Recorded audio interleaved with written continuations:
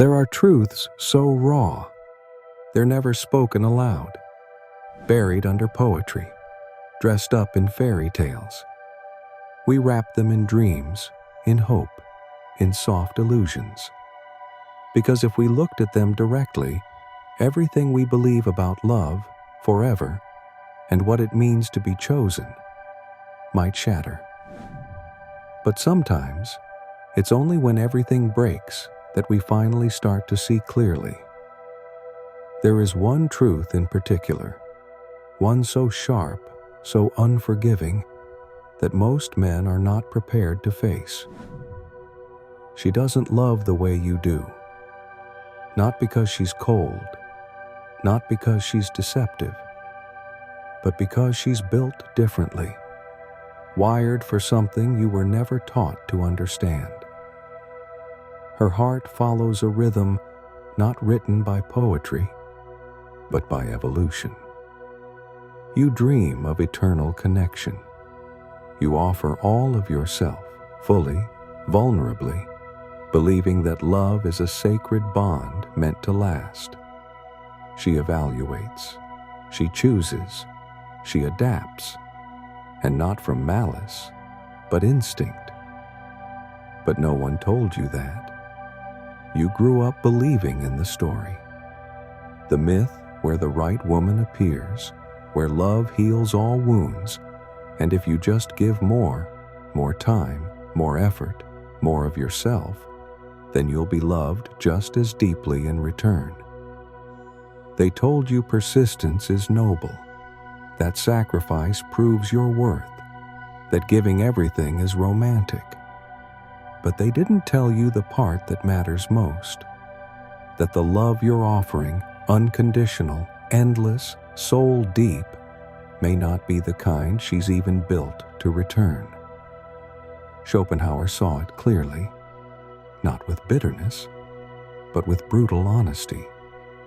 He stripped away the soft language, the metaphors, the songs, and he saw that what the world often calls love is a beautiful illusion, a distraction, a mechanism of nature disguised as destiny. From his perspective, what most men call romantic love isn't always love at all. It's biology, wrapped in meaning, a survival instinct that chooses, tests, and walks away when the purpose has been fulfilled. And here's what's even more painful. Often, she doesn't even realize she's doing it. Her choices aren't calculated in malice. They're unconscious, ancient, designed for continuity, not eternity. And if you don't understand that, if you keep projecting your version of love onto hers, you will keep breaking in ways you can't explain. Not because she betrayed you, but because you expected from her something she was never meant to give. You gave your focus, your time, your emotional core, thinking it would be matched. And when it wasn't, when she grew distant, when she vanished without warning, you were left not just heartbroken, but disoriented. Because it wasn't just the loss of a person. It was the collapse of the story that held you together. And that's where the fracture truly begins. Not in the moment she walks away, but in the realization that she was never inside the same story you were writing. You thought this was the ending of a shared journey. She saw it as the close of a chapter. Schopenhauer didn't dress it up. He didn't romanticize pain. He simply described what most men can't bear to see. That what you experienced as love, eternal, soulful, sacrificial, was, on the other side, often something far more pragmatic. A test. A temporary alignment of needs. Not because she's manipulative, not because she lacks depth, but because she is moved by an ancient algorithm you never knew existed. And while you were imagining forever, she was measuring something else. stability, security, signal strength. Her instincts, older than her thoughts, were always scanning for safety, for elevation, for future. You thought love meant building something sacred together. She, often without even realizing it, was determining if you still fit the vision of progress her biology demanded. And when something, or someone, offered a stronger signal, she moved, without cruelty, without explanation, without a tear in her eye. What felt like a sacred union to you was, to her, a cycle completed. And now you're left asking yourself, what did I do wrong? But maybe you didn't. Maybe you simply entered a game whose rules you didn't know. You walked into this with an open heart, while she was guided by something colder, deeper, not conscious malice, but instinctive selection. And here's where the most damage occurs. When you misinterpret her disconnection as a reflection of your failure, you begin to unravel. You try harder. More texts, more gestures, more desperate confessions. You fight to hold together a dream that no longer exists. But love, real love, cannot be begged into existence. And in those moments of desperation, you don't just lose her, you lose your center. You become a shadow, trying to reignite a flame that went out long ago, not because of something you did, but because her radar no longer detects value in what you offer. Because when your presence becomes need, your value disappears. You begin to vanish. And that's the true heartbreak. Not just losing her, but watching yourself dissolve while trying to win her back. Your identity, your self-worth, your very sense of masculinity gets wrapped around her absence like a noose. And all the while, you don't even hate her. Because deep down, you know the most painful part. She didn't lie to you. You lied to yourself. You wrote the story. You cast her in the role. You gave her your trust, your future, your soul, before ever asking if she saw you the same way. And now that it's over, you're left staring at the ruins, not just of a relationship, but of a belief system you thought was unshakable. You thought loyalty guaranteed love. You thought presence earned permanence. You thought devotion would be enough. But she wasn't reading the same script. She never was. And that's why the collapse feels so violent. Because it's not just her absence you're grieving.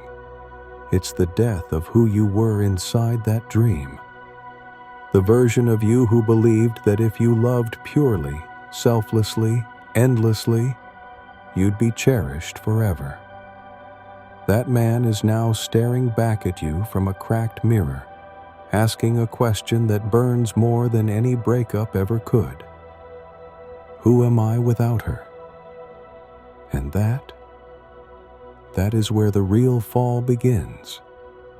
Not when she walks away, not when the messages stop, but when you realize you abandoned yourself long before she did.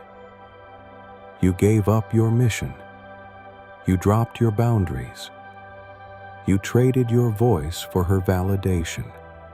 You placed her above your peace, above your clarity, above your purpose. And now, you don't even recognize the man you became in the process. But here's the cruel beauty of it.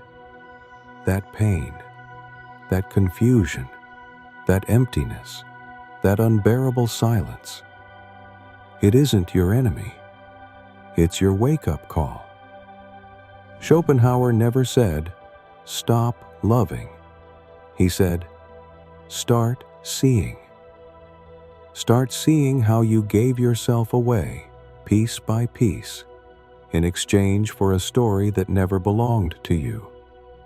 Start seeing how your soul slowly hollowed out while you kept hoping, kept giving, kept sacrificing, without ever being truly seen in return. And when that illusion finally breaks, when you can no longer pretend that it was mutual or sacred or permanent, you meet the truth that changes everything. You weren't destroyed by her.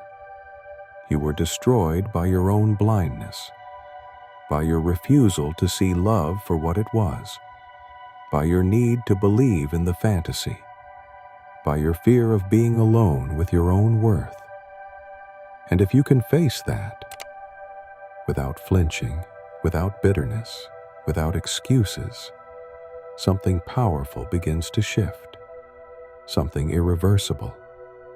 You stop reaching for her, and you start reaching for yourself.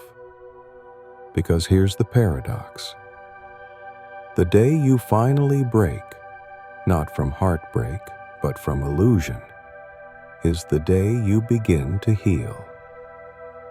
You stop asking why she changed, why she drifted, why she no longer saw you.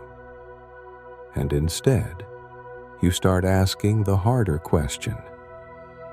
Why did you make her the center of your universe in the first place? Why did your identity hinge on being chosen?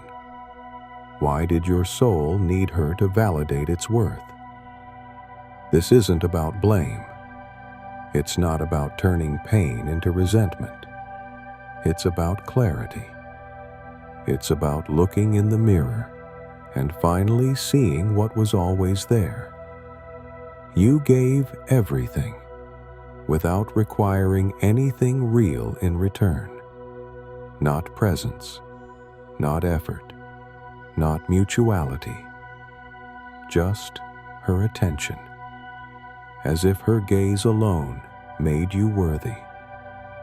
And slowly, invisibly, you began to vanish. You became compliant, overgiving, desperate, until the man she once felt drawn to was no longer there. Because that version of you, the grounded one, the centered one, the man with vision and direction, you buried him under the weight of trying to be enough. And here's the brutal irony. The more you gave, the less she felt. The more you clung, the faster her instinct pulled away.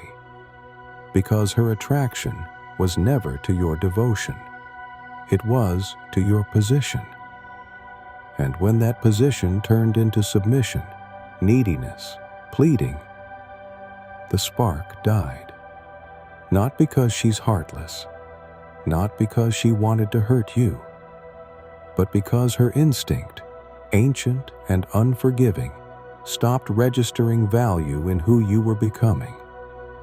She stopped seeing you, not because you weren't loving, but because you were no longer standing. And that's where the deepest wound forms.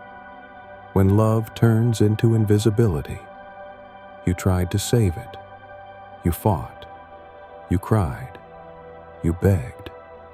You humiliated yourself believing love could bring her back. But she wasn't leaving out of cruelty.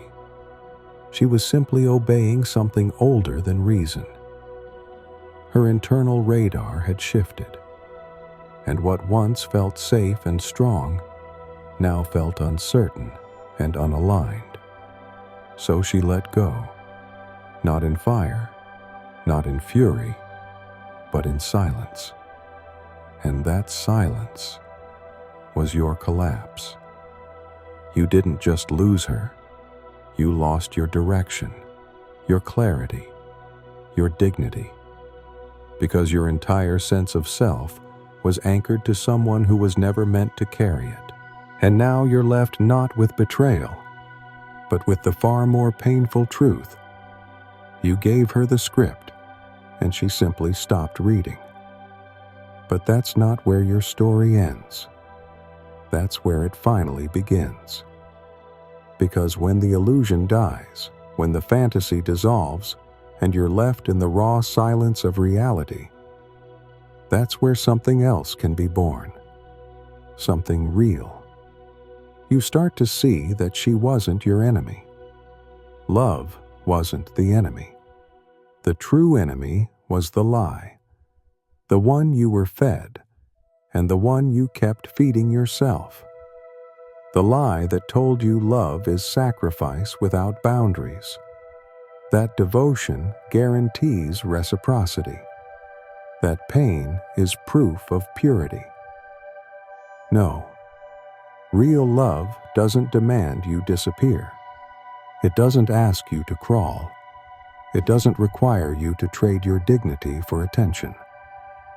Schopenhauer never said, "Close your heart." He said, "Open your eyes." And when you do, when you really do, you realize something that shifts the ground beneath your feet. She was never supposed to save you. That was never her job. That was yours. You were meant to build your center, to root yourself in purpose, to know your worth without needing it confirmed in her eyes. And if she walks beside you, beautiful. But if she walks away, you don't shatter. Because you're no longer orbiting her. You're standing in your own gravity. That's what this pain was always trying to teach you. That your value doesn't come from being chosen. It comes from choosing yourself. You don't need vengeance. You don't need to hate. You just need to wake up. To finally stop shrinking. Stop begging.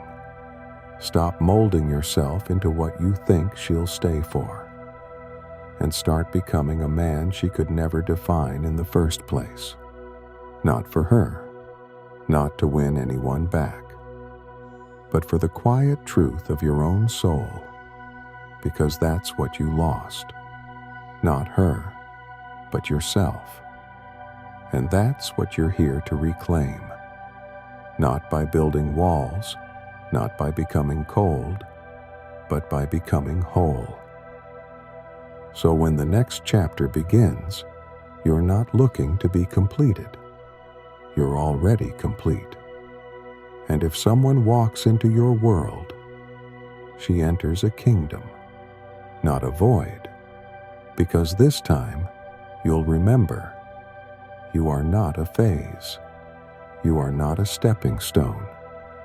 You are not a means to someone else's end. You are the end.